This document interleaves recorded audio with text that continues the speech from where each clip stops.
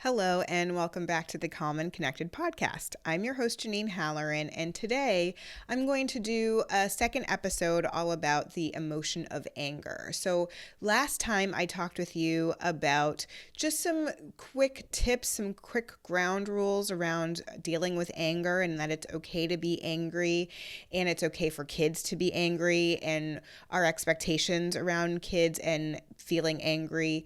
And I wanted to take a few minutes today to talk about some coping skills that kids can use when they are feeling angry. So, these are some things that kids can do when they are experiencing big emotions. So, one of the first things I like to have kids do is actually do something to cool them down.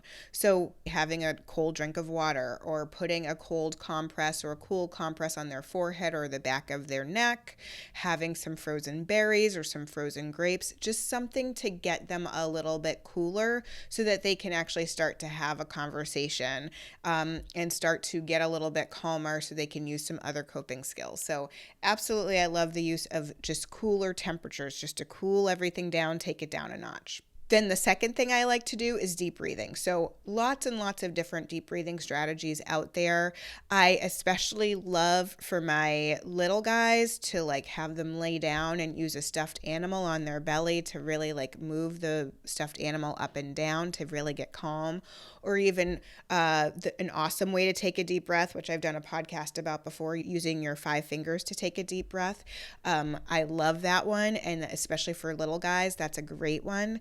Even having teenagers just breathe in and breathe out, just counting, just breathe in 1, breathe out 2, breathe in 3, breathe out 4, just to get them a little bit calmer. And again, into a space where they can get a little bit less heightened and actually have a conversation and figure out what to do next. The third thing I like to recommend is doing some movement coping skills. So moving in safe ways. Maybe that's taking a quick walk or a quick run.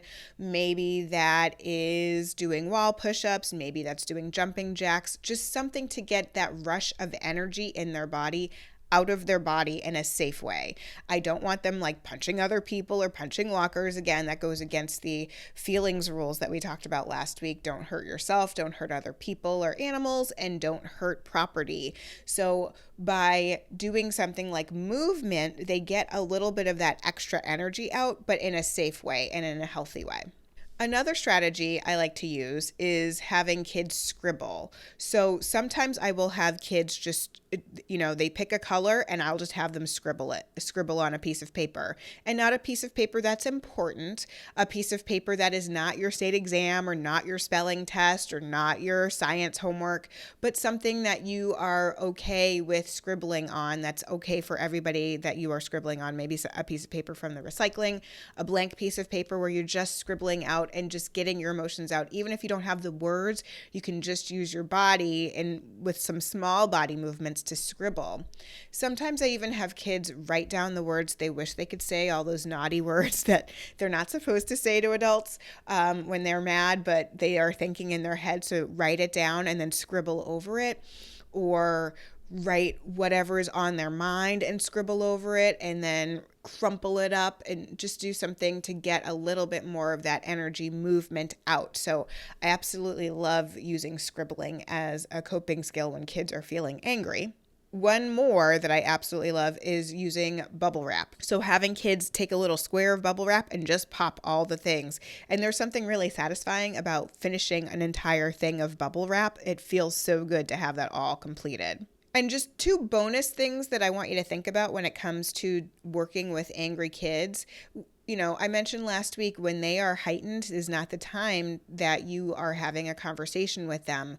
But afterwards, that debriefing time is really key, because that's when you can start to explore and use your processing coping skills to figure out, okay, what happened? What went wrong?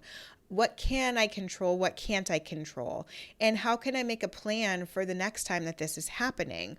What can we do? Now, just because you make a plan doesn't mean it's going to worked perfectly every single time. The next time something like this happens, like, it's not a magic wand. You're not going to be able to fix it all in one fell swoop. But having the conversation, starting the conversation and trying to help them figure out what to do next is huge for kids. It's huge to help them understand, okay, I do have a little bit of control in this situation. What can I control? What can I figure out to do when I am feeling this way? And the other thing I want to mention is, creating a calm down space when kids are in a more calm, happy, relaxed state that they're invested in and they have a part in, and they know how to get in and out of it, whether that's at school or at home. That is so key for kids to be able to use a space like a calm down space, a calm down corner, a peace corner, to gather their thoughts and gather their feelings and be able to do a little bit of processing and then return to whatever they were doing before, whether that's in the classroom or in their home. So those are my two bonuses, debriefing and a calm down space. So I hope you have enjoyed this podcast. I'd love to hear from you. What are the strategies you like to use when kids are feeling angry? Feel free to email me at calm@JanineHalloran.com.